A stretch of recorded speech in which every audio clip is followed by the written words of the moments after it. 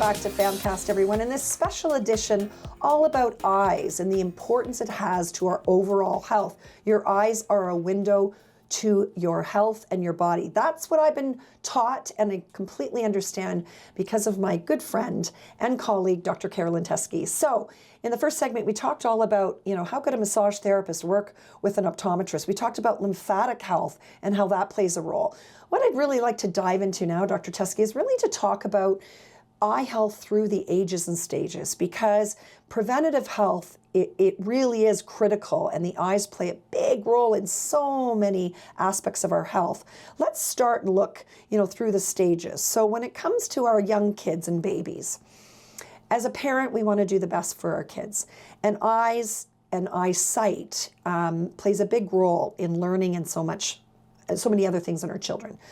So let's talk first about when should your baby have its first eye exam, and what are you looking for? That kind of thing in those early days of parenthood.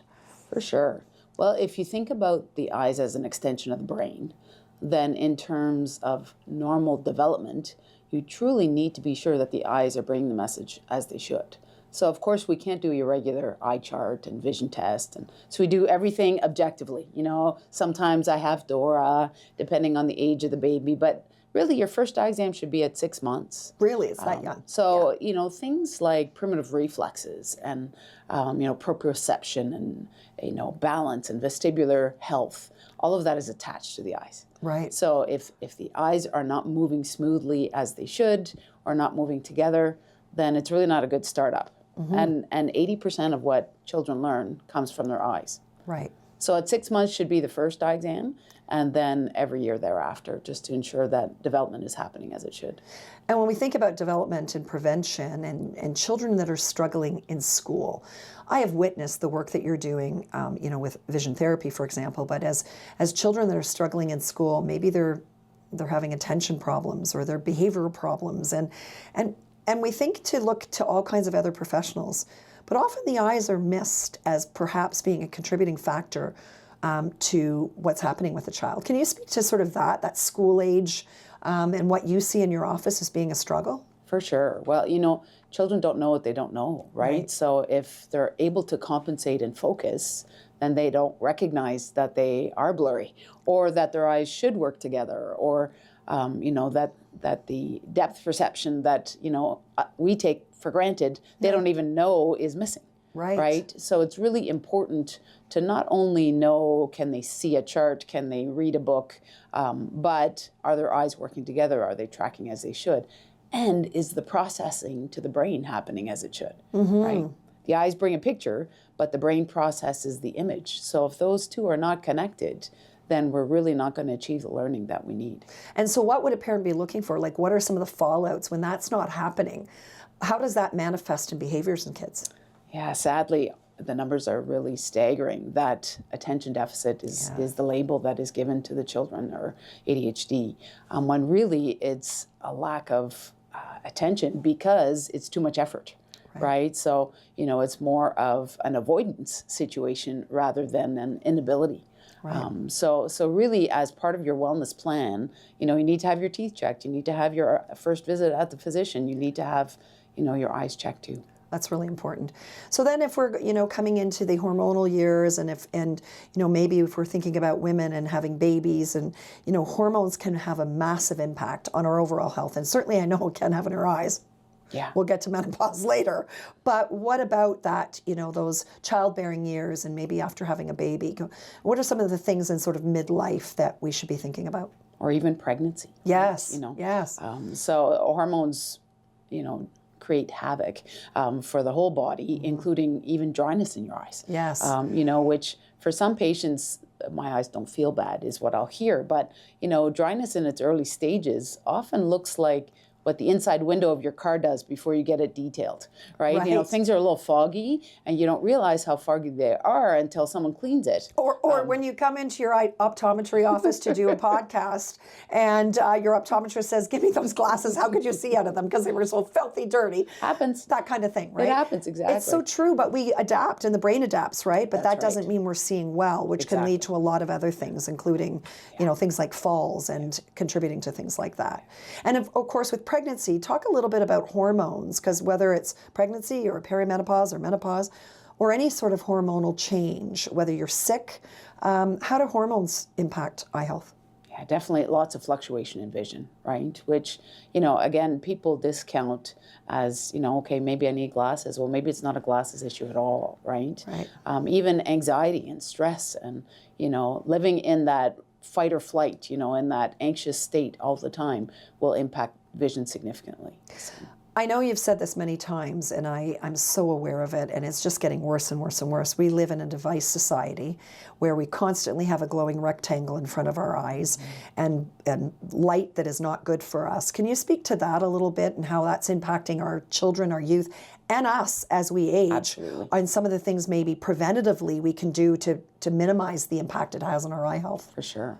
You know, in its early days, I used to say limit device use. And I still do if we can. Right. You know, we need a good boundary.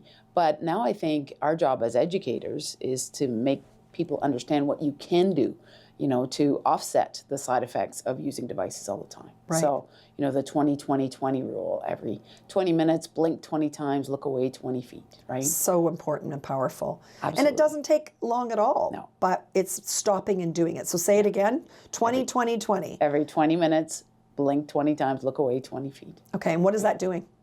So it's hydrating your eyes, right? It's stopping, you know, the eyes from being stuck in a focus spasm. There are actually now spectacle lenses that are developed specifically to slow the progression of nearsightedness. We're seeing an epidemic, right, of eyes stuck at that close distance because we're not looking away. Wow. So contact lenses and spectacle lenses designed to slow the progression of nearsightedness.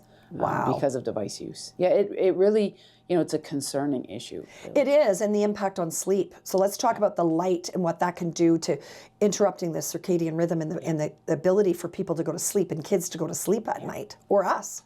Yeah, I think it's well recognized that, you know, the impact on melatonin levels of blue light that is emitted from your device, for sure. So 3 hours before you go to bed, you shouldn't be using any kind of device. 2 hours shouldn't be eating. You know, all of those things that you can do to reduce the impact that device use is having in our lives. Yeah, a lot of people are scrolling in bed at all hours. You also talk about on the phone, there's a setting. Can you speak to that? Because some people don't even realize there's a setting on your phone that you can help for nighttime. For sure. So that night mode or that blue light filter that eliminates those damaging rays to your eyes is helpful. But you know, when Apple recognizes that device use is causing trouble, now in the software that was just released not long ago, I think September, there's in the settings module, there's an eye health module. Really? That actually alerts you if you're holding your screen too close, it'll alert you. I did not know that. So it definitely, you know, it is part of our world. It is. Yeah. Now, we also know that we need to put back that pen to paper in the classroom, though, right? Yes, for sure. I always give this simple example. If you write out your grocery list with a pen and paper and leave the list at home, you'll probably remember exactly what's on that list when you get to the store, even if you don't have it. But if I type it in my phone, I'm going to have to open up that phone several times at the grocery store just to remember. And explain so the brain to people, doesn't store, right? The brain doesn't store. That's exactly it. It's not storing the same way. But when you're tactile and you're using and you're writing, those connections are stronger, and therefore you remember. Exactly. So cool. And then if we continue down the lifespan and spectrum, seniors, eye health is so critically important. In our eyes, you know, they do age with us. My kids always laugh, oh yeah, Mom says she has 20/20 vision. Then I said to you, my arm wasn't long enough, and all of a sudden you become, you know, really, really important in my world. So let's talk about seniors and eye health and the importance for so many things, you know, in terms of making sure their eye health is on par. Can you speak to some of those issues in seniors and healthy aging? For sure. I mean, there are some normal age-related changes that we can expect. You know, I usually tell patients, I never say you're old, but after too many birthdays is usually what I would describe. You told me I graduated. That was very positive. Needed a promotion, yes. I promoted. I was promoted. That's right.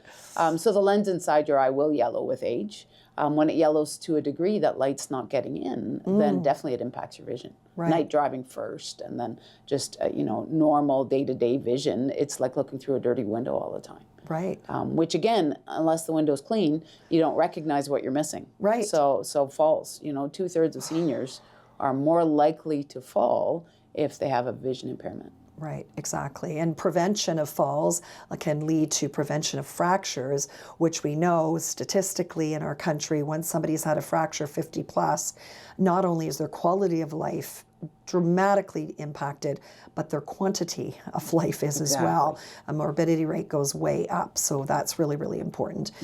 And of course, some of the solutions, you're the type, regardless of the age and stage that you're at, you're the type of optometrist that's always, you're not just changing the prescription on somebody's eyeglasses or prescribing glasses if need be. Can you speak a little bit to all the other things that you recommend? Because I sit in your chair and I hear it, to help people in the eye prevention at every age and stage of life. For sure. I think every option to consider that is given for the rest of the body, often eyes will benefit too. The starting point being nutrition. You fuel your gut with, the right things, then the rest of your body will benefit, including eyes. So we need our omega-3s, we need our green leafy veggies, right? So not just carrots like the old. Not just carrots. Exactly. No. In fact, they usually say broccoli's better than carrots if you're going to pick. Right. So, other healthy tips, movement, right? We need to move so the circulation is good everywhere. But even if there are specific diseases that we know in the past we haven't had treatments for, there's new options out there. Right. Red light therapy, definitely, there's specific goggles that will, reach the retina and hopefully slow the progression of macular degeneration. So, and we're going to dive in a little bit more to some of that in the next segment too. For sure. And you, of course, always talk about prevention just, when you're talking about dry eye, and this makes a lot of sense. We're a reactive culture. So, it's not until your eyes are burning or gritty or dry that you want to put drops in. That's not the solution. Nope. You got to get up, brush your teeth, put your drops in, take your omegas. By the time you feel it in your eyes, then I think we're already in trouble. Right. If your lips are cracked, should have had more water to drink. So don't wait till then, right? You should be drinking your water before. So. Right. So, at this time of year, we're here in February, it's cold and flu season. I don't think people often think the connection between, and of course, Joanne at the beginning was talking about the lymphatic system and the immune system and the circulatory system. Of course, eyes are connected that way. What about just general inflammation or infections? So you might have an infection somewhere else in your body. Can that come out in your eyes too? Yeah, absolutely, for sure. How? Because it doesn't mean that you necessarily have pus and oozing eye. Oh, not at all. You can see just redness, right? And people will reach for eye whiteners and take the redness away when really we need to chase the root cause, right? You can have arthritis type changes in your eyes. You can have diabetic changes in your eyes quite often. We're the first practitioner to identify that there's diabetes in the eyes. Right? Yeah, and this is what I find so intriguing at the work that you're doing. And because of the way you do it, you are looking preemptively and preventatively at the health of the eye, but then also looking at lifestyle and looking at options to consider nutrition and exercise, and referring to somebody like Joanne or somebody like me, or we're going to talk about microcurrent and the role it can play in the next segment. I found it really, and I know my mom would be fine with saying this. So I when she's been treated for other infections, but her eyes, whenever she's had an infection somewhere else in her body, inevitably her eyes are brutal. But I'm going to be candid. Her family, most conventional family health doctors aren't seeing that there must be something wrong with the eye. When in fact she'll come in for an eye exam and you're like, well, yeah, speak to that, because it is connected to another infection somewhere else in the body, but it's also showing up in the eye because of inflammation. Yeah, absolutely. We talked about it earlier with Joanne. So the liver, the kidneys, that the toxins in your body will travel everywhere, right? The systems are all attached. Right. So when one system is failing, it will show up elsewhere. Right. We can't always find where that root cause is, but you really want to chase it down if you can, so that the rest of the body can benefit, right? Right. And then lastly, before we take a commercial break, hydration, really, really important, even just the amount of water we're drinking. Absolutely. And the impact that has on our vision and our eyes. I always have this visual of, we talked about lymphatics, And I think Dr. Nicholson speaks to it.